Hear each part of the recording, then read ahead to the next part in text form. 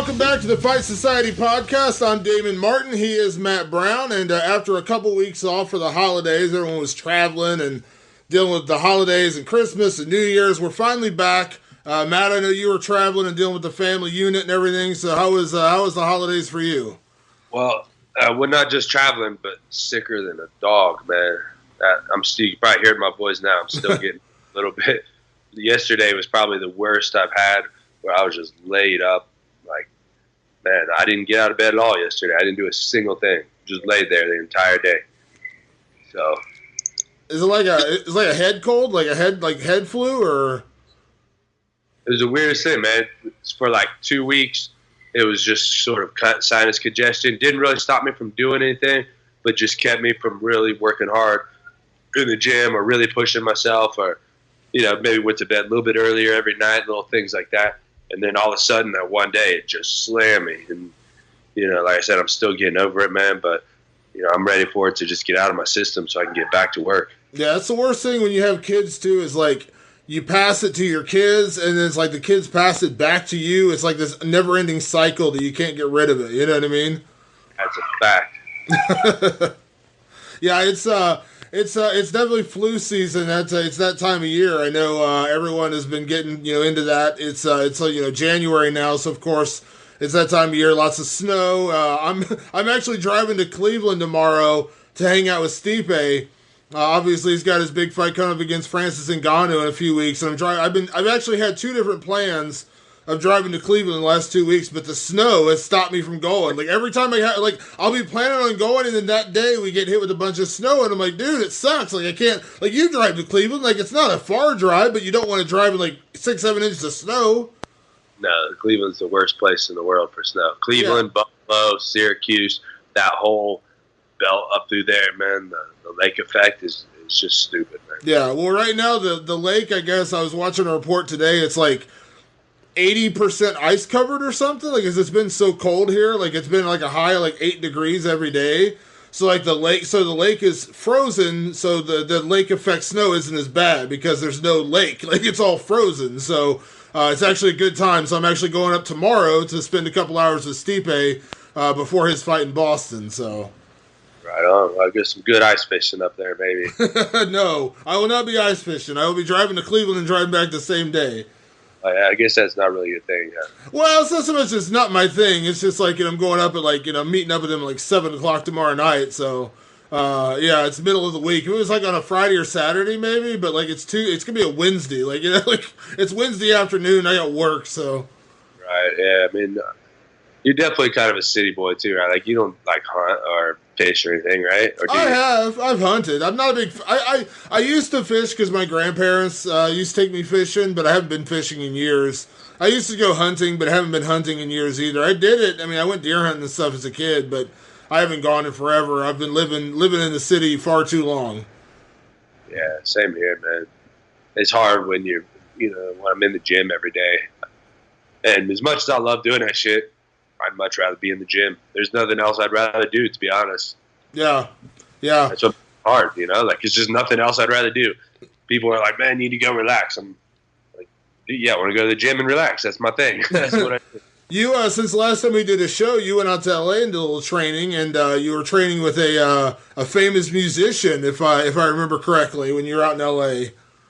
Fact, yeah. I got to hang with Maynard from Tool, and yeah, we got some rolling in. Well, we didn't really roll. We just drilled. I did a class with him, with his jiu-jitsu instructor, Henry Akins. And, yeah, we got in a little bit of training, hung out for a little while. He sent me some wine. So I got a bottle over here of Caduceus. I don't know how you say it. Cadaceus. Caduceus, something like that. The wine that he makes. And I was going to drink it, or at least a glass or so, right? But still, he's sicker than shit, man. I can't shake this cold, bro. So. He's real big into winemaking. Did he own his own vineyard or something, like out in Arizona? Yeah, he has his own vineyard and winery and everything. That's crazy. Crazy. You always find you never know where you're going to find your passions at. And that dude is wine. I've heard that before. Wine and jiu-jitsu. That's his thing. Yeah, wine, jiu-jitsu. He's a purple belt. we didn't roll, but we drilled a little bit, and you can feel if someone's good. He definitely knows what he's doing and has some movement. And man, he told me if I come out there, then he'll hire me to train him. Actually, so that was kind of exciting, being that I was in high school, fucking like working. Like got some of the best music in history of music. I'm not a gigantic Perfect Circle guy. I mean, I recognize the musicianship, but Tool, I mean, it's fucking just one of the best bands in history, man. Fuck. Yeah, they're coming out. They're playing here in Ohio in May, and I've seen a Perfect Circle, but somehow I've never seen Tool. I don't know how I've missed Tool, but they played in Cleveland, and they never really played in Columbus. They always play like random places where I'm not, or I got something going on, or obviously they go on these long hiatuses, so they don't tour for like 4 years. But you've never seen seen them. So like they're coming here in May, and I'm going 100%.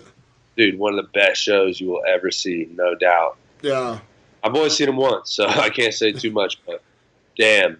I mean, they are so fucking good, man. Did you get the lowdown on a new album or anything? Like when you're in the middle of like tapping them out, be like, all right, Rear Naked Choke. All right, when's the new Tool coming out? Come on, what's going on? Yeah, I've asked him like every time I see him. Like, come on, man, what's up with the new Tool? He's he said he's ready. He's waiting on his bandmates, man. I guess they're kind of just procrastinating.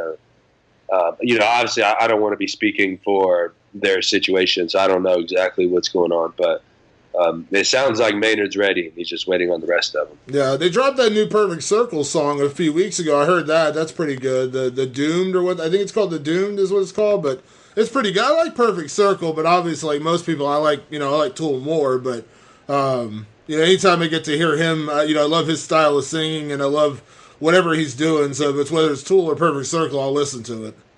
Yep. Or Pucifer, whatever, any of that stuff. I always listen to whatever he's doing. So he's one of those guys. It's a lot of weird, like not weird, but I mean a lot of the like metal dudes are into jiu-jitsu. Like he is obviously our buddy Zoltan Bathory from Fine Finger Death Punch. Like he's big into jiu-jitsu. Like I know guys in the band Atreyu are big into it too, and my buddy in Taproot is big into jiu-jitsu. So it's like a thing. I don't know. Whatever happened to Taproot? They still tour around occasionally. The guy who's my buddy Phil, he plays bass for them. He actually lives in Cincinnati now. They're from Michigan. He lives in Cincinnati now. He had a kid, so him and his girl live down in Cincinnati. So I stay in touch with him. I talk to him pretty regularly. We're friends on Facebook, and we text every now and again when there's a big fight going on. And if I get down to Cincinnati, we hang out, like grab food or whatever. But he's living down there, and they still do shows. Like they did like a Taproot reunion show in Michigan not that long ago, like maybe like last year, I think, like sometime like in the middle of last year. But I don't know if they're doing like new music right now or not. Last time they were signed, I think they were on Victory, but I can't remember. I got you. Now, what's his name? Matthew Heafy from Trivian. He's also a purple belt. Oh, okay. Yep. He was on, I think it was a Josta's podcast, or he's on some podcast and talking about how he's really careful with who he rolls with, though, because he can't hurt his fingers. Oh, yeah, that's true. Yeah, he was really. I guess somebody hurt one of his fingers once. Like they tried to wrist lock him or something, and he's like, "Come on, man! Like I got to make a living, That dude is so funny. So one time years ago, when I was working at a CD store in Cincinnati, I got to go backstage and meet Van Halen, and it was. It was during the time when Gary Cherone from Extreme was the singer of Van Halen. You remember that? When it was like they got rid of Sammy and they didn't have David Lee Roth, they had Gary Cherone. But, it's a chance to meet Eddie Van Halen. Of course, I'm going to take that opportunity, right? So we go backstage and it's like a meet and greet for like all the record reps. So it's like, there's just it's like a cattle car. You just move in and you go in, take a picture, meet the band, and get out of there. You're not like hanging out with them, but still, it's a chance to meet Eddie Van Halen. So I go back there, and the security guy walks up, and he's just like, hey, okay, we're going to go ahead and, take your picture with the band. He's like, when you go up and meet Eddie Van Halen, and you shake his hand, do not squeeze.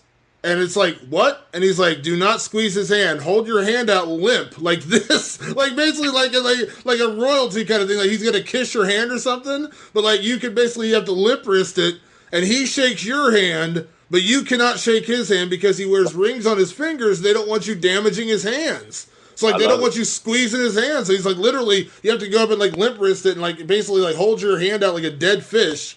Let him shake your hand, and then they take the picture. It was the weirdest thing ever. I mean, I guess I understand it, but it was such a weird experience. Pretty good fucking idea. I'll tell you, I don't know if guitar players get this, but as a fighter, everybody wants to shake my hand and squeeze as hard as they fucking can. Yeah. And I've had surgeries on my hand. They're constantly hurt. I mean, I'm punching shit all the time, and everybody wants to squeeze hard as shit. And I'm just like, dude, come on, like you're not proving nothing by squeezing. Like I will elbow the fuck out of you. And or if it, dude, I learned my lesson. Never give anybody the knuckles anymore. No more knuckle bumps unless they're, under 12 years old. No more knuckle bumps because they're gonna punch your knuckle hard as they fucking can. I'm just like, especially, I mean, like I don't know, man. I've had so many injuries to my hands, and these people, they don't realize that, like, you just fucked up my whole day. Now I go to hit pads tonight, and I got to double pad my wrist or double wrap my wrist and double gauze my knuckles, and because of your fucking ego. I don't think people realize how sensitive hands are. Yeah, well, they probably. I mean, I give benefit of the doubt. They probably, he's a fighter. He's tough. He can. Really, it's like, yeah, it's not that I can't handle it, but I really don't fucking want to, bro. Prove I will fucking knee you right in your sternum, and it'll just be over. Then we'll see who's really tough. No, your handshake was awesome. Now let's see if you can handle my knee in your gut. Yeah, exactly. That's. So, did you watch the fights over the weekend? UFC 219, Cris Cyborg, Holly Holm. I know we talked about it a few weeks back. We've been off the air for a couple of weeks, but obviously we both talked about it. We thought Holly Holm had a chance. She stuck around for all 5 rounds, but ultimately Cris Cyborg got the win. Yeah, it was a good fight, man. And I'll tell you, Holly made it about as close as she could, and I thought that she had the ability to pull it out, but I don't know, man. There's, Cyborg was just a little sharper. That could have been one of those things where it's just, even just that day, Cyborg was a little sharper. You know what I mean? It was just enough, but it was consistently just enough. And you could tell the big difference when Cyborg, or when Holly hit Cyborg, it was like a tap, like a love tap. And then when Cyborg hit Holly, it was like every single punch you thought might be the end of the fight. So, Holly certainly would have needed a lot higher volume to make that to be able to give her the victory when you can't hurt someone. And I don't know if the size might have played a little piece in that. I don't know. Well, what I liked about it was Cris. I think Cris showed a lot of technique and skill, and not just like brute force aggression. Everyone gets so used to Cris just kind of overwhelming girls with her aggression or power, but she used a lot of technique in that fight. Like, she didn't just go out there and try to, just overwhelm Holly. I mean, I don't know that she could, because Holly's so good with her footwork and her movement and everything, but I thought Cris showed a lot of, like, diversity in that fight that we hadn't really seen out of her, in a lot of her title fights, because she just blows through people so quickly that you just don't really get to see a lot of her overall skills. But I think that fight, I think Holly brought the best out of her. I think you have to credit Holly, too, for taking those shots, too. Oh, yeah. I think Cyborg would have probably blitzed her had she hurt her more when she did hit her. But, it seemed that Holly threw very few combos, maybe, 5 or 6 of them over and over, particularly that straight left. And she kept blitzing in with that straight left over and over. And almost every single time she got caught with a straight right from Cyborg. And again, there was a big difference. Cyborg would get hit with a straight left sometimes, but she would come back with a right hand that was just, 10 times more powerful. So if Holly had more power or put more behind it or had some sort of answer to get away from that right hand, I think it could have been a different fight. Yeah, that right hand did a lot of damage. I mean, you saw the swelling on the side of Holly's face. I mean, her eye was busted up. By the end of the fight, her jaw was all swollen. I mean, she took a lot of right hands in that fight, and kudos to Holly for taking those punches. But man, she got beat up on that side of her face. Like, Cyborg put it on her, and I think Yeah, I think we get to see the best out of a fighter when they do get, that kind of level of competition. Because I think that was a big question with Cris, because she's beaten so many people in a row that you wonder how is she going to react when it doesn't just go her way, when she doesn't just overwhelm an opponent. You know what I mean? And like, she lost a couple of rounds in the scorecard. I only had her losing one round. The first round was close. I had her losing round 2 and then winning the other rounds. But even that, losing one round, you know what I mean? Like, that's not something she's used to. Yeah, I gave Holly the first 2, even though I could 100% see it going the other way. But I did give her the first 2. First round was close. First round was close. Second round I gave to Holly. So I could see the first 2. Yeah, I gave them to her, but I think maybe if a judge gave them both to Cyborg, I wouldn't even. I don't think we'd even be mad about that. So it was way too close. But she was the only thing about that you're saying there is she was always Cyborg definitely found her timing more and more, and like I said, Holly didn't really switch it up much. She did the same combos over and over, and you could see Cyborg each round getting a little closer and her shots getting a little sharper and a little more crisp, whereas Holly's were it was the same thing from the first to the 5th. And I think you could see where, Cyborg just started landing cleaner and cleaner and just started hurting her worse and worse. And I didn't really feel like it was a lot of adversity for Cyborg, other than the only thing I think she probably wasn't used to, which alludes to what you're talking to, is when they did clinch up and Holly was controlling her in a clinch and keeping her off. And I don't think anybody's ever done that to Cyborg, at least that I can remember seeing. No, I thought that was really impressive. But the real question I have now is what do you do with Cyborg? I mean, Holly Holm to me was the toughest possible matchup. I mean, what do? Jermaine has to fight her. It's probably not going to happen. She gave up her title not to fight her, but man, boy, I really want to see that fight. I think Jermaine needs to fight her. Yeah, and I think Jermaine could beat her. I don't know why she's won't fight her. I don't know. It doesn't make a lot of sense to me either. I mean, considering Jermaine beat Holly, now that was a close fight too. Don't get me wrong, but she's a phenomenal striker, phenomenal Muay Thai. Huge history in that, lots of power as well. It kind of boggles my mind, and obviously you're going to get a bigger payday to fight Cyborg than, she was going to go back down to bantamweight and fight like the number, 12 ranked fighter. Like, I don't know what you're really getting out of that, versus the possibility of becoming the person to beat Cris Cyborg. And, let's just say hypothetically you beat her once, maybe you have to beat her again, but think about the payday you're going to get. I mean, you know what I mean? You're to fight Cris Cyborg twice, one, you beat her, and then you have to rematch her. Like, that's like life-changing money, too, on top of everything else. I got to wonder if maybe, she came in, she got the title at 45, and she was just like, cool, I got my money, and maybe I'll fight here and there for more money, and fuck it, I'm done. Yeah, it's just weird. And then, for Cris, it's like, at this point, if it's not Jermaine, I mean, I guess at some point it's got to be Amanda Nunes, right? I mean, that's the only other big matchup. I mean, I don't want to take anything away from Megan Anderson. She's a solid fighter, but, I think toughest challenge-wise is, because Amanda's a pretty big 135er. Maybe that somewhere down the road. But, otherwise you're just going to be bringing in people because I don't know that anyone's going to be up to the level of a Holly Holm to really push or challenge Cris Cyborg. Yeah, Megan is certainly one of the other ones. But on the same thing, you bring her in and she fights for the title in her first UFC fight, and let's say hypothetically she loses. What do you do with her then? Yeah. Right? And then hypothetically she wins. She just came in her first UFC fight and won a title. And how good does that look? It's a kind of a tough situation. I think she needs to have a few fights, build her up a little bit, get her name out there, and then have her fight Cyborg, right? Yeah. Yeah, like they should have, Cris said she's not going to be ready for Australia because her hand's banged up. And I always thought that was a little too soon anyway. So why not put Megan Anderson on that Australia card? She's from Australia.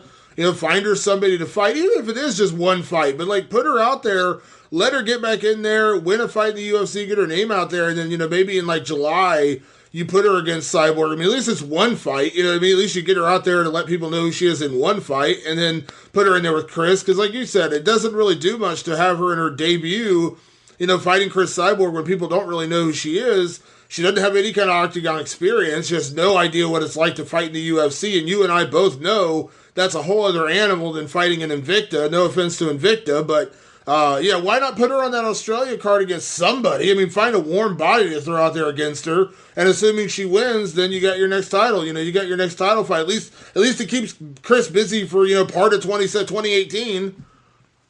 Yep. I'm right there with you, bro. I agree.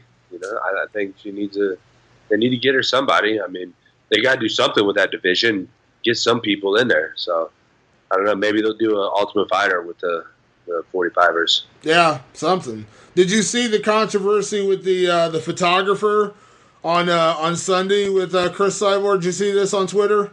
I did. What'd you think of that whole mess? I don't know if you saw or not, but the UFC did end up banning the guy. They pulled his credential, and they said they're not going to credential him again. So, yeah, deservedly so. You can't say some shit like that. It's ridiculous. Yeah, I think it's my whole problem was this is because I did the initial post on Twitter about it, and my whole problem with it is that when you're the staff photographer, when you're the staff guy for anything, if you're the staff guy for Muscle Farm, you're the staff guy for Jackson's, you're the staff guy for Team Alpha Male, and you do something stupid like that, it just shines bad on the entire team. And if you saw on Twitter, I don't know how much you probably didn't pay attention to a lot of the aftermath, but like Derek Brunson came out. He's part of Jackson's. He's like, this is not who represents us. Lando Venata, retweeted my tweet and said, not my photographer. Like, that's what happens because when you're the staff photographer of a gym and you do something stupid, it makes everybody look bad. You know what I mean? Like, you don't want to do that. Like, I know a lot of guys from Jackson Wink. They're not bad people. But when somebody does something like that that's stupid, it makes everyone else look bad. Yeah, I mean, it's just foolish of him to do that. He probably just lives in a little bubble and doesn't think that anybody's going to read what he's writing. And if they do, they'll laugh about it or something, and that'll be it. And obviously he was wrong, and he's probably really kicking himself in the ass for it right now. Yeah, well, like I said, I think it was the right thing to do. I mean, I said this the other day when people kept asking me, they're like, what do you think should happen? I was like, I'm not advocating for anyone to lose their job. Like, I don't want to say this guy should get fired and things like that. I do think losing the credential was good because I've been credentialed for the UFC for the past 14 years. And if I did something like that, a really dumb comment, I couldn't expect to keep my credential. You know what I mean? Like I wouldn't expect them to make some exception just because I've been going there for a long time. Like you do something stupid, you got to pay the consequences. But I'm not even saying the guy should have been fired, but just apologize, and if it's sincere, move on. Even the apology he had was not very convincing. It was like he apologized and made excuses as to why he did it. And it's like, dude, like you just keep piling on yourself. Like, stop. Just apologize and move on. I didn't see the apology. What did he say? He basically said, it was a dumb thing to do. I apologize, but you have to understand on the way back from the fight, I was in the fighter bus and we heard Cyborg call Holly a bitch. And, she was talking about, how she didn't have any power in the clinch. And, she was talking within her team. Like, Cris was talking, apparently. Cris was talking like members of her team in the bus. And he was, like, listening to their conversation. And that's why he got so pissed off. And I'm like, okay, so you're eavesdropping on a private conversation, for one. And two, that still doesn't excuse you for making a jackass move. Like, you know what I mean? Like, you in that kind of a situation, you want to be bigger than the other person, right? Like, you want to, you want to rise above that. And that's why I said it's a big deal, because he represents the gym Holly comes from. Now, I'm quite sure Holly probably didn't agree with what he did, but when you're the staff photographer for Holly's gym, you're shining badly on Holly, too. Yeah, and he's talking about responding to a private conversation with a public comment. That doesn't really make any sense. Yeah. I mean, it's foolish at best. Well, see, I think because a lot of people were hitting me up and saying, stop being a social justice warrior. And I said, dude, I understand. Like, I think we are, like, as a culture, way too oversensitive about things. Like, I agree with that. But there is a line. Like, there's just certain things like insulting and like things like that you just don't do. You know what I mean? Like, it doesn't make sense. It's like homophobic comments. Like, I'm just like, can you handle it? I understand that, but like, just don't do it. Like, how hard is it not to use certain words? Like, it's not that hard. Right. I mean, to me, I'm like, I don't even really care. I mean, it's whatever. Like, it's pretty much meaningless to me. But the guy should be smart enough to realize that you say some shit like that, you're going to lose your job. Like, you got to deal with the consequences. I mean, Cyborg probably doesn't even give a shit. You know what I mean? Like, probably nobody even cares. But you're going to lose your damn job. And, like, yeah, there's going to be people on Twitter come out and tell you to fuck off. And you got to be prepared to deal with that. I mean, I've said stupid shit before, and, and I've had to deal with the consequences of that. And, it's not like it's the worst thing in the world. I mean, everybody gets over it, but, if you lose a job, lose some money, lose, credentials like he did in his case, that's what you're fucking dealing with, man. Sorry about your luck. And, it's not, I don't give a shit what he says. It's whatever, people, man, I mean, there's people that say far worse things on a daily basis. So, it's not like, I'm going to go around and try picking apart people's conversations and calling them out on all these stupid things that people say, because I think people say stupid things all the time, but it's, you're not going to let it get to me or bother me. And I'm sure most people would agree they don't even give a shit, but you got to fire the motherfucker too, though. Yeah, you got to. I think the key is, like, don't do it in a position where you're representing, anybody. You know what I mean? Like, if you were at a let's say you're at a muscle farm function and you're like the representative of muscle farm, and you drop a bunch of homophobic slurs, like, okay, like, does it offend, does everyone get offended? Can we all have, be grown up enough to admit that it doesn't really offend us? Yes, but in that moment, you're a representative of muscle farm. Like, you're making the entire brand look bad. And that's what like, if this guy was just some jackass on the internet, we would just chalk it up to him being a jackass on the internet. You know what I mean? But he's like the staff photographer of Jackson Winklejohn's gym, the gym that just got beat by Cris Cyborg. Not only does it look like sour grapes, but you're a jackass for saying things like that, like really insulting things, and you just can't do it. You just can't do it in that situation. That's a great point. And knowing who you're speaking to also goes a long way. I think, like, there's certainly things that people would say in private conversations that they wouldn't say on a public forum, right? Yeah.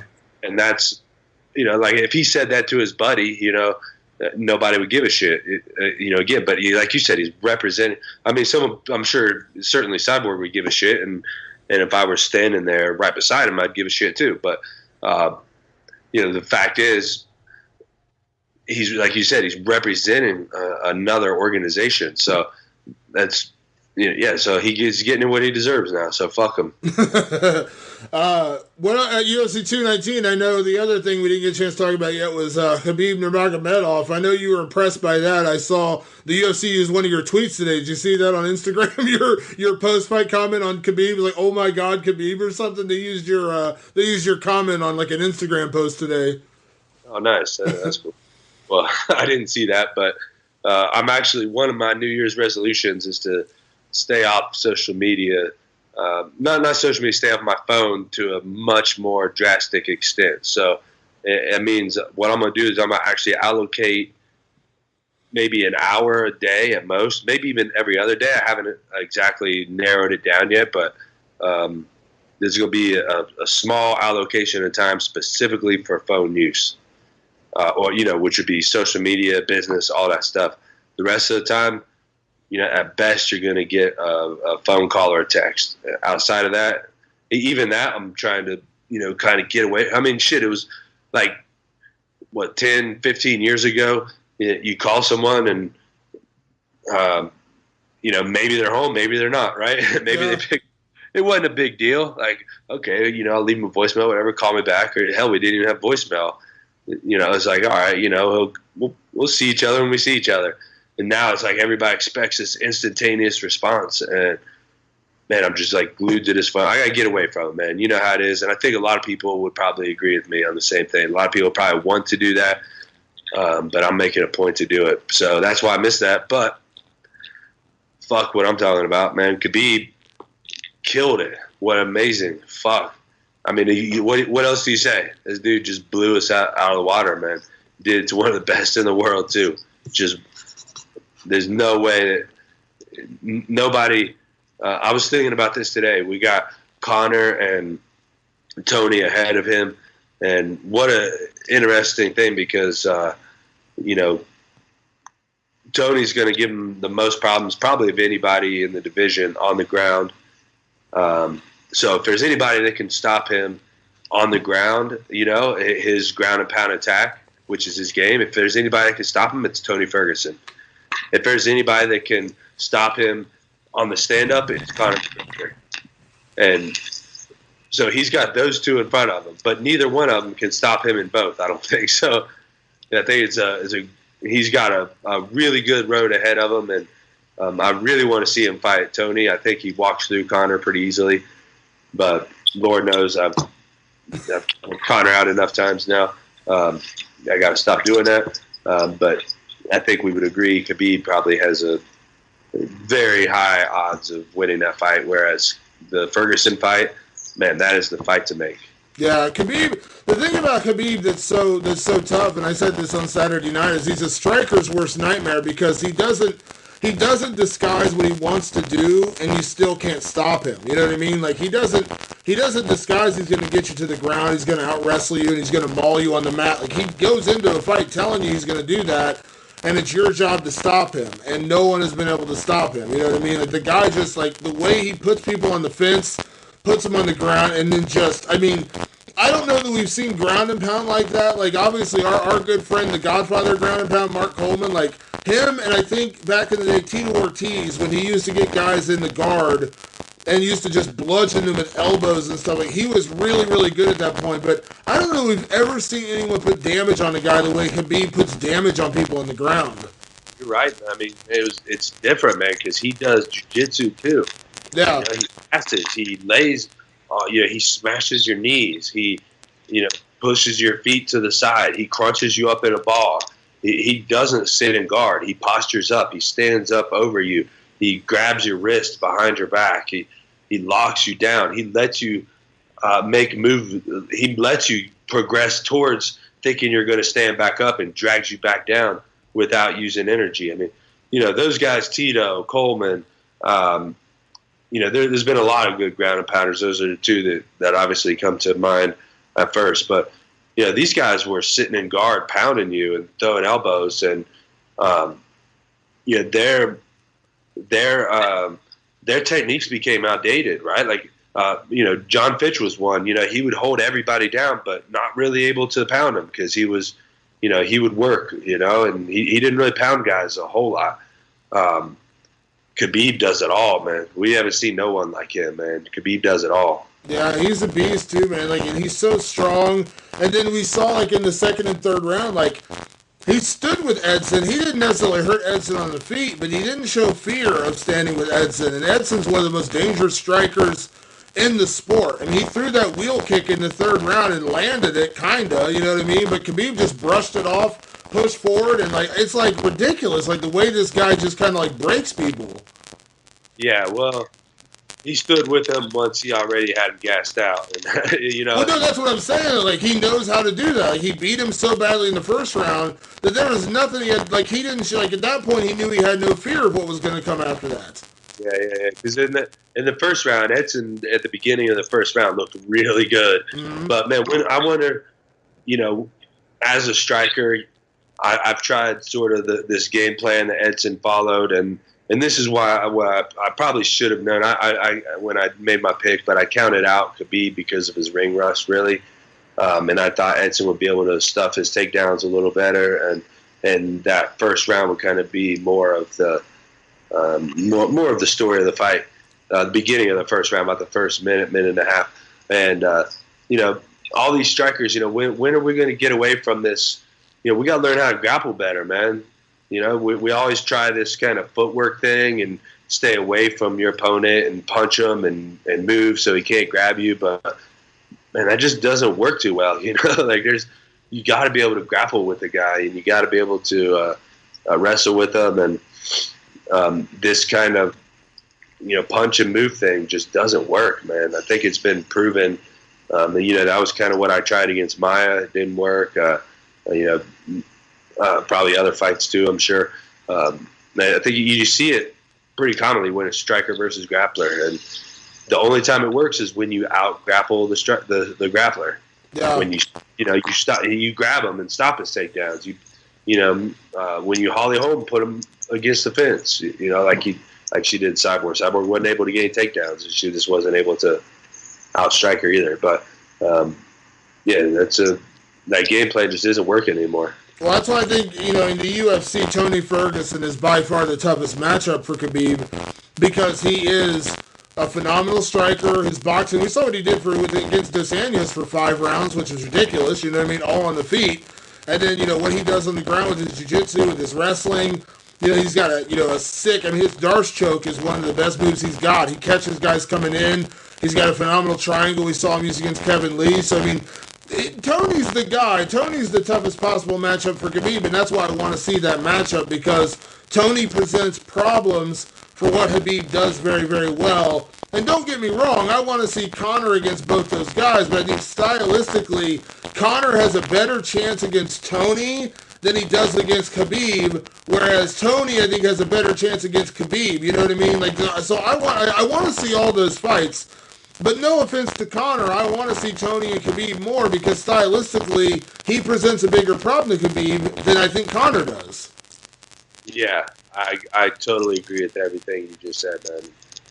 I'm with you, man. I want to see Khabib and Tony because, and I want to see Conor fight both of them, but, I wouldn't pick him to beat either one of them. Maybe Tony would be, like you said, he's got a better chance against him. So, man, what a great division right now. Very exciting. Very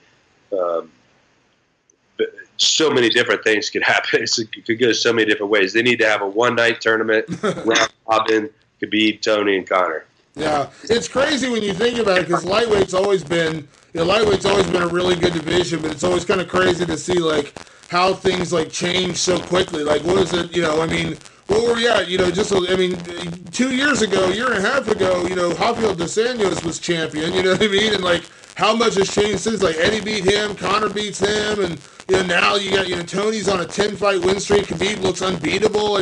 It's kind of crazy how quickly things change in such a short period of time. And I think I've said for a long time, and I still stand by this. Something Tyron Woodley says a lot. I still think welterweight is an overall tougher division to navigate than it is at lightweight, but I think lightweight's very deep, and it's not easy to get where you're at in lightweight either. I've always felt like welterweight didn't get enough credit for how tough it is, because I know lightweight always gets credit as the toughest, deepest division in the sport, but I think welterweight is tougher 1 to 10 than lightweight, because I think 1 to 5 at lightweight is tough, you know what I mean? It's kind of like light heavyweight, to get into that, even Justin Gaethje, what he just ran into, he was a top 10 guy, he ran into Eddie Alvarez, Eddie beat him. You run into Khabib, Edson Barboza was number 5, run into the guy number 2, you're probably not going to beat him. I think it's a little different at welterweight. I think the number 3 guy, Damian Maia just lost to, Colby Covington. Look at Darren Till, what he did to Cowboy. 1 to 10, and obviously you've been a top 10 welterweight for a big part of your career. There's not a lot of wiggle room from 1 to 10. When you were ranked 5 or 6 and you fought Robbie at number, you know what I mean? That was a pretty damn close contest. The gap is a lot smaller at welterweight, in my opinion, because I don't think if you took the number 10 guy, and I don't want to be offensive, I think it's Gunnar Nelson or somebody like that, but if you put him against Khabib, I think Khabib would be a massive favorite, you know what I mean? But I don't think you necessarily get that at welterweight. If you took Darren Till right now, number 7, and you put him against Dos Anjos or you put him against Robbie Lawler, I don't think the gap would be that big. He might lose, but I don't think you could say that it's going to be he's going to be a 4-1 underdog. You know what I mean? Yeah, it was a very interesting way to look at it. I never really thought about it. I always thought of welterweight as deep all the way back in the 20s, when you go through that. Even when you get into you get to other organizations. Look at welterweight at Bellator right now. Those are all top 10 UFC guys, you know what I mean? So, we're deep as it gets, I think. But, I guess I don't look enough at the other divisions because welterweight is my division. But think about Douglas Lima, who's the Bellator champion. He's got a fight coming up against Rory McDonald, which is a fucking hell of a fight. And I talked to Douglas last week, and I said, I know MMA math is stupid, but, you have to use it a little bit when you talk about other organizations, because unfortunately, we're not going to get Douglas Lima against Tyron Woodley. We're just not. But I said, if Douglas can go out and beat Rory convincingly and do what he's done, I mean, you could conceivably say that, he's knocking on the door of that number 1 ranked welterweight, considering the last guy to dismantle Woodley was Rory. I mean, I know it doesn't work because Rory ended up losing to Lawler and he lost to Wonderboy, but I'm just saying, like, you could make that argument that Lima deserves to be in that conversation. Then you could also make the argument say Ben Askren deserves to be in that conversation because he mauled Lima when they fought. So it's like, I mean, you can't discount these other organizations either. The welterweight division at the UFC is still the gold standard, don't get me wrong, but there's some deep, welterweight's tough outside the UFC too. Yeah, that's what I mean. It's just tough all around. I mean, I think the most people are probably around 170 pounds, right? It's like the average weight. So we got the largest pool of people in the world to pull from. That's how I look at it. Yeah, I might be biased, but... Well, I mean, you've been in it. You've been in the thick of the welterweight division. You know what it's like, man. There's no easy fights. I mean, there's no 1 to 20. I mean, there's just not. I mean, look at Santiago Ponzinibbio. That guy came out of nowhere and he knocked out Gunnar Nelson. You know what I mean? Now he beat Mike Perry. He's the top, 7-8 guy in the world. But that guy kind of came out of nowhere because he lost to Lorenz Larkin. And then, he went on this huge, was he on, 6-7 fight win streak? You just never know. You can't discount anybody in that division. You cannot look past anybody. I mean, Kamaru Usman is, I think, number 11 in the world. And no offense, but I would probably pick him to beat probably 5 or 6 of the top 10 guys right now. That guy's a beast, and he's not even in the top 10. And then even, Darren Till, he came in. What was Cowboy ranked at the time? 6 or 7, I think? 6 or 7, and Till wasn't even ranked. Yeah, wasn't even ranked. Comes in, never even heard of the guy, comes in and just, whoops on him. So, and made it look easy, too. I mean, that's what you're dealing with at welterweight and probably at lightweight, too. I don't know as much about, 185 and especially the big guys. It doesn't seem as likely, but, man, at welterweight, like I said, you could have a unknown guy in another organization come in and just dominate, man. It's crazy. So that's what makes it MMA crazy, though. That's what makes it exciting, man. Is you just never know who's going to win. So as a welterweight, as a guy who fights in the welterweight division, what do you think should be the next title fight? Is it Woodley and RDA? Is it Woodley and Colby Covington? What do you want to see as a welterweight with an invested interest in this division? What do you think of the current title picture? I think RDA totally deserves it. You think so? Yeah, 100%. I don't think Colby's even close, really. I mean, of course he beat Maia, but people are really talking about him because of his mouth. Not because of, and his mouth isn't even that great, I don't think, but really because of his mouth, not because of his performance against Damian Maia. That's an old Damian Maia, I think, and matchup wise, I mean, he got outstruck by Damian Maia. That's nothing to be proud of, in the first round. So, yeah, I don't think it. I don't think that was impressively enough of a win. Yeah, it's tough, and it's with RDA, he beats Lawler, which was a really impressive win. But then you wonder, we are in the age of a sport where it's you got to sell a fight. How much interest is there going to be in the RDA Tyron Woodley fight? I don't think there's a lot of interest from it's arguably the best fight you can make. For sure, if you look at it from an interest standpoint, I mean, Colby's going to sell a fight a lot more. But damn, I mean, at some point you got to look at who deserves what too. And RDA has 100% earned his spot. I mean, he's former lightweight champion. He should already have some sort of, I don't know, some bias towards him already before, as soon as he comes into the division, just for being a former champion in another division. Yeah. I think there should be, some leniency towards him already. And beating Robbie, I mean, and he beat him impressively too. Beat him very well. Beat him in his own game. Well, see, here's the thing I said about this, and I want to go back to UFC 219. What did you think of Carlos Condit's performance? and you'll see where I'm going with this in a second. What did you think of his fight with Neil Magny? I don't know, man.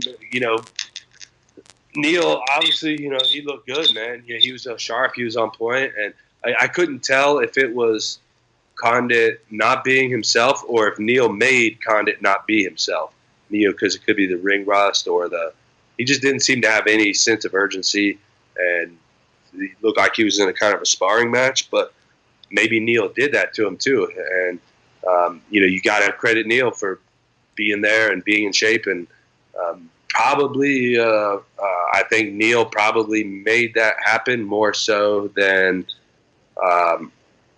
Condit, not being totally prepared. So if you give Neil a title shot, I wouldn't even hate that. I mean, he just beat the former champion. He beat another former champion and Hendricks. He beat Gastelum and Lombard. I mean, he's got a hell of a resume. And, he lost to Maya, and I think he lost to Dos Anjos. He got tapped out by Dos Anjos earlier this year, or last year. Yeah, that was who I was thinking of. So that's, that sets him back big time. But, man, that's why I give the credit to give the title shot to Dos Anjos 100%, I think. Yeah. Here's my thing with Condit's performance. I think it's a little bit of both. I think Magny's so underrated. The guy just continues to come out there and shine in those moments, so you can't take that away from him. But I did think what we saw to Carlos was he was a little tentative, you know what I mean? He wasn't putting together his combinations. He wasn't as explosive. And obviously part of that could be because of the ring rust. Obviously, been out for almost a year and a half. But I also think, and I said this on Saturday night and I stand by this, I truly believe if you look at Condit and you look at Lawler since their fight, basically 2 years ago now, I don't think either guy has been the same since that fight. Now, you can look at Lawler and say, he changed camps. He's not an American top team anymore. Maybe there's something there with the coaching. It's just not the same. I get that. But I think part of it is I think they really I think they left a part of themselves in that fight and it never came back. Because you saw Condit got rocked by Maya in that fight. And Condit always had one of those incredible chins where he could just not get rattled by anybody. And Maya hurt him with a punch on the ground. He rattled him with a punch on the ground. And no offense to Damian Maya, but he's not he's not Khabib throwing power punches on the ground. And then you look at Lawler, he just hasn't, he didn't look great in the Cowboy fight, and he didn't look great in the Dos Anjos fight. You just wonder, Yeah, and you have to take into account, they had a war for the ages, and these guys, the way they fought, man. Maybe that's all right, and maybe they.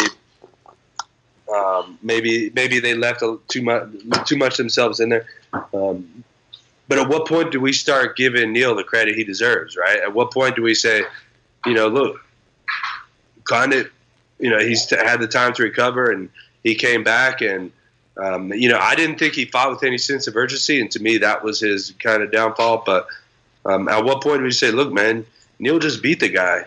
Oh, I think it's both. I mean, I think you can say that Condit was, Condit didn't look his best, but that doesn't mean that Neil didn't just take him out of his game. I mean, Neil beat him 30-27. It's not like it was a close fight or it was, a split decision. Neil dominated, what I mean? And that's what you're supposed to do. So that's why I said I think it's both. I think Neil fought a great fight. And I think Condit just, I just don't know that Condit's the same guy he was 3 years ago. And that's not taking anything away from Neil. Neil could have still maybe beat him on his best night. You know what I mean? Neil looked good. But I just wonder, what is, it just didn't look like Carlos Condit in there. Yeah, it looked like he was sparring, and he just looked like old, right? Old. I don't think there's a better way to say he just got old. You see it in fighters all the time. Not so much MMA, but in boxing, you see it all the time. Fighters get old, in one fight. And to me, that we've seen that in Condit. But I've been real torn because I'm like, man, I think I don't want to take any credit away from Neil, man, because maybe Condit was totally on his game. Maybe he was actually really. Maybe it was the Condit of old, and Neil just shut everything down. Though, I mean. When you look at that fight and everything Condit threw, Neal immediately had an answer and immediately shut it down. And that was the story of the fight. Condit got nothing off of significance without it being shut down by Neal. And, I would like to see Neal kind of go for the finish a little bit. And I think that would really do a lot for him to really push hard for a finish and really, just open up more, because he always just wins every round, And I think if he'd really open up, I think he'd get a lot more hype behind him. Neal, it's funny because Neal is still the most underrated guy in that division. But every time he gets these big wins, he beat Hendricks, he beat Condit, he beat Lombard, he beat Gastelum.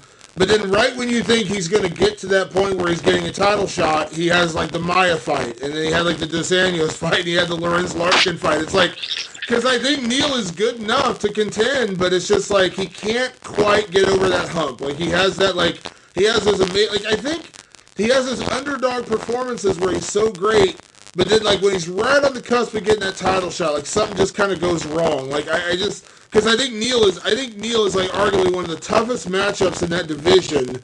No one, everyone wants to call out Neal, but you don't really want to see Neal standing across from you from the Octagon, because that dude is insanely tough, and it's just a bad matchup for a lot of people, especially, in a 5-round fight, when we saw Gastelum, his cardio, his conditioning is ridiculous, but Neal kind of runs into that brick wall. He's had those 3 fights I talked about where it's right there, and then he just kind of runs into that wall a little bit.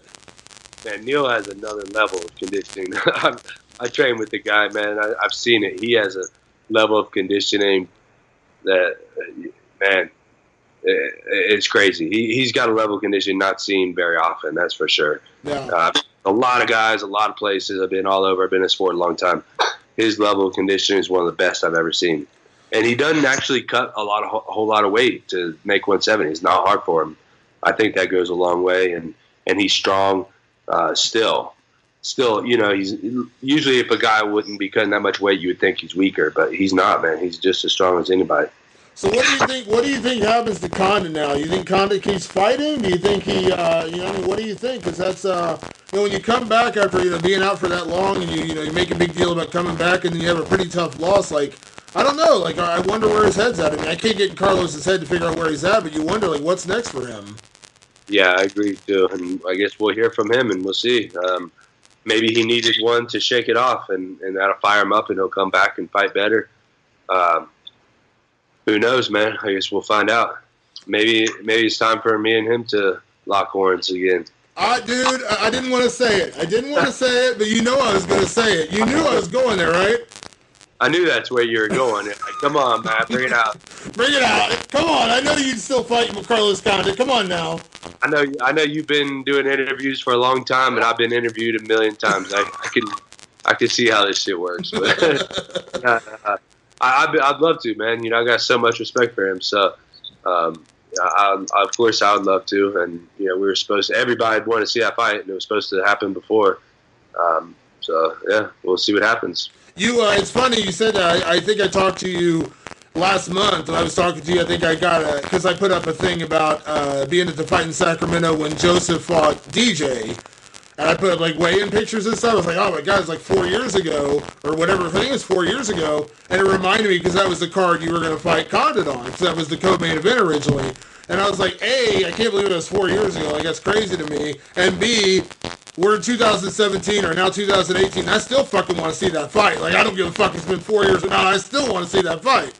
Yeah. And I think that's definitely one of them that people would want to see no matter what. And it would be a fight for the ages, man. I think we could, and that would certainly be a fight that would make me want to come out of semi-retirement. I'm kind of in here that, who knows what's going on. So, I haven't made any decisions on anything. So that would be one that would probably wake me up and get me out of bed. Yeah, that's one of those fights. It's that's never going to be a fight that people aren't going to be into. You know what I mean? Whether it happened in 2013, 2018, doesn't matter. That's just one of those fights that everyone, doesn't matter. You don't care about rankings. I don't give a shit about titles. Fuck it. That's just a fight I want to see, and it's not let's just throw this on a pay-per-view. That's a fucking co-main event. Fuck, you could main event a card with that fight. Fuck it. Let's see 5 rounds. Yeah, we definitely got to go 5. We're going to do that. But we'll see what happens, man. You know, maybe Sean Shelby will be listening in and give me a call next week. I love it. You know where I'm going. I've been talking about that fight since it fucking didn't happen the first time. I know. So, yeah, like I said, it was supposed to happen the first time. I would have been down. You know, I think Condit still has it in him, man. I think, you know, so who knows what happened last week. He was out for a year and a half, and from what I heard, he wasn't in the gym a lot. You know, he kind of just took time away from the sport as a whole. You know, he opened a couple businesses. He opened a coffee business and opened a couple other things he was doing. So, like where you, as you said, even when you're off, you're not really off because the gym is kind of like your home. From what I heard was he wasn't at the gym. He just kind of got away from the sport a little bit. And that's a different thing to come back and even on an 8-10 week camp. Like, it's just when you're not training to get back into it. So maybe that was part of it. He just, now, he's back into it, When you come back against a guy like Neil that's training every day, twice a day, and really dedicating himself to the sport, and is such a workhorse, man. I mean, that guy's just getting better and better all the time. And I mean, that's, I say retire. I tell you, I'm not coming out of the gym, though. I mean, I'm going to go to the gym every day as much as I can. And my only retirement will be opening a gym so that I can stay in the gym every day. I mean, that's all I want to do. I've looked into opening businesses and doing lots of different things, and it's crossed my mind to put money in this or that, or invest time and energy into this or that. And there's nothing that, I think once you compete against other men in a cage, there's nothing else that can really get your heart pumping like that again. So, I want, and I love there's nothing I love more than the martial arts except my family. So, well, I think that's something that always separated you, and there's certain guys like that where it's like you said, like it's not, the gym isn't work for you as much as like you just love doing it. You know what I mean? Like you hear guys talk about, I don't like being in the gym. I don't like training. Training camp is like, just a pain in the ass for me, like that kind of stuff. There's certain guys where it's like the gym is who they are. And even if you never fight another day of your life, like the gym is just who you are. Like that's what you love to do. Yes, that's exactly it. And not just who I am. I mean, I don't feel comfortable when I go a day without being in the gym. I mean, I haven't been in the gym much these last 2 weeks because I've been sick as hell. And it's just been driving me crazy. I mean, I went to the gym sick a couple of times just because I'm like, I just got to go. I mean, that's just what I want to do. I mean, I even went today, even though I didn't do anything. I just went and I was just like, I just got to be here. That's my safe place, man. That's where I feel comfortable. And I think it's weird, these people that say that they don't like going to the gym or training camp is work for them, whatever. I mean, these people ain't never worked a real job is what it is. They've never really had to struggle or had a hard life, or they're just lazy. I mean, one or the other, because, I mean, I've worked real jobs. I worked in construction before and, get up at 5 a.m. and be on the job site by, 6:30, 7, work till 6:30 or 7 at night, and then go train and then go to bed by 10 or 11, get 5 hours of sleep and do it again. I mean, I don't think these people have been through that kind of grind. I mean, I really appreciate what I have now, and I don't think a lot of people do. And if you're not enjoying the gym, then you should just not go. Like, do something else. You know what I mean? Like, nobody's forcing you to do this. I truly love it, and I want to be there every day, man. And my wife always talks about going on vacation, and I'm like, I don't even want to go on vacation. I want to be in the gym. That is vacation. I go on vacation every day. What are you talking about? Like she wants to go to the Virgin Islands or Florida or something, the Bahamas and Costa Rica, and I'm like, I just want to go to the freaking gym. You know what I mean? Like, that's cool with me.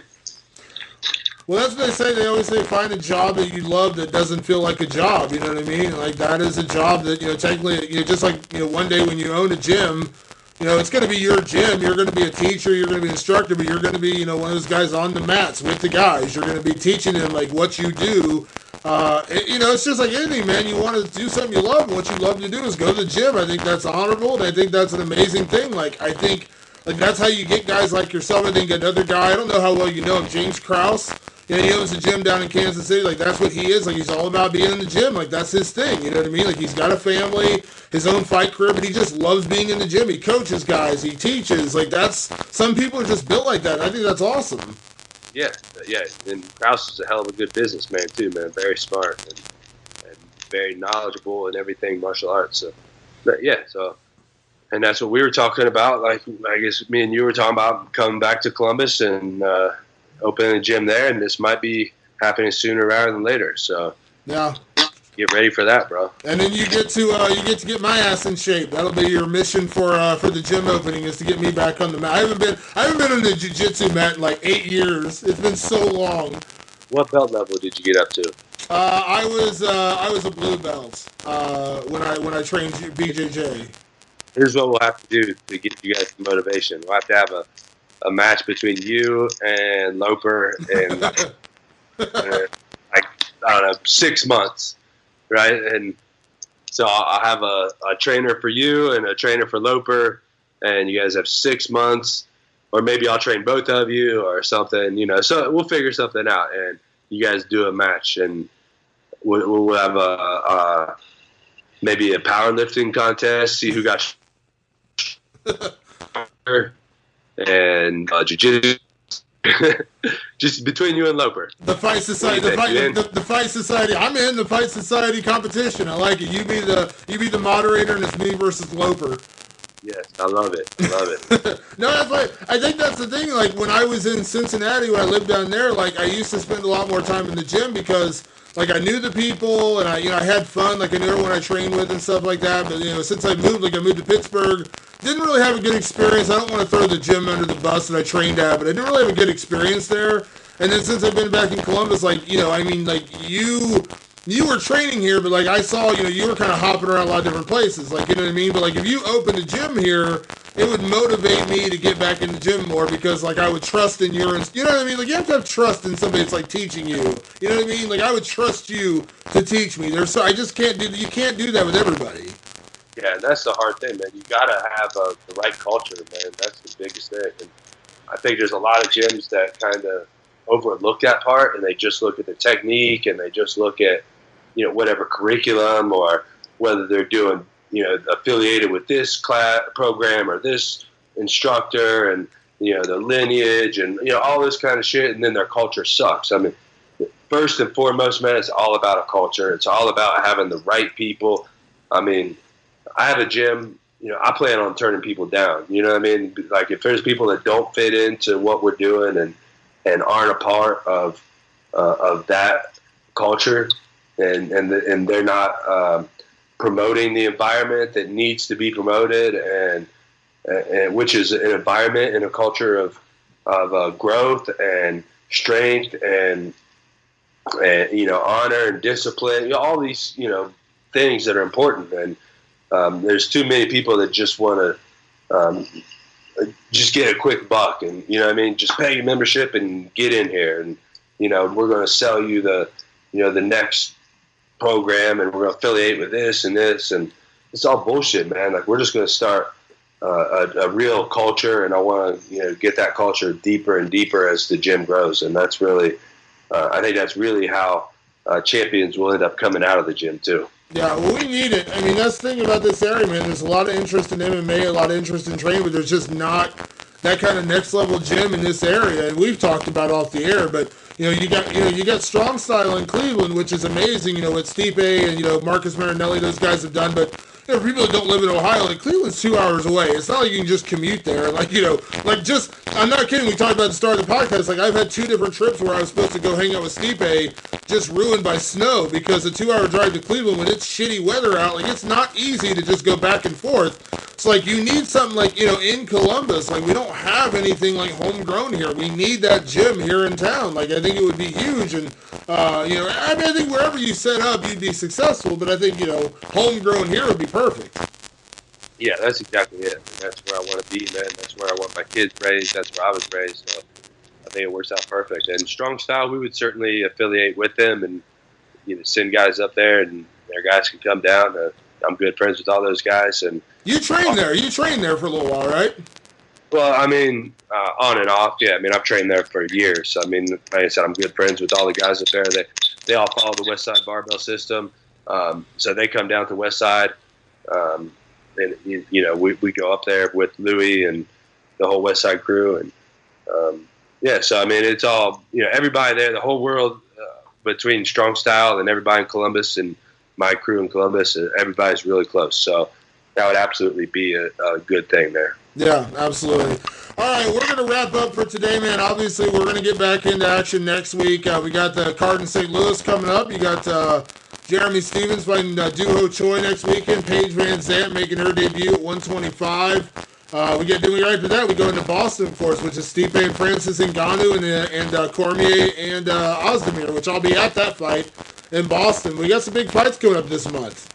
Sweet. Let's break them all down before they happen. Let's do it this week. Absolutely. All right. Hey, everybody, make sure you follow us on Twitter. Matt will not be checking Twitter very often, but you can still follow him on there at I Am The Immortal. I'm at Damon Martin. Make sure you hashtag us when you reach us on for the Fight Society podcast. Just hashtag Fight Society. Hit us up on Facebook as well. And we'll be back next week as we talk about the St. Louis card. We start getting ready to preview Boston. And, whatever the hell else is going on. We got to get some more metal talk. So, yeah, we'll talk more about that next week. Loper will be back with us next week. Obviously, he's still on vacation. I think Loper's had like a 6-week vacation, I'm pretty sure, at this point. So I think he's back this week. So we'll get him back on next week, too. That's why we got to get Loper back in the gym. And he won't be needing vacations either. I love it. All right. Thanks for tuning in, everybody. We'll see you next week. Fight Society Podcast. We'll see you then. Later.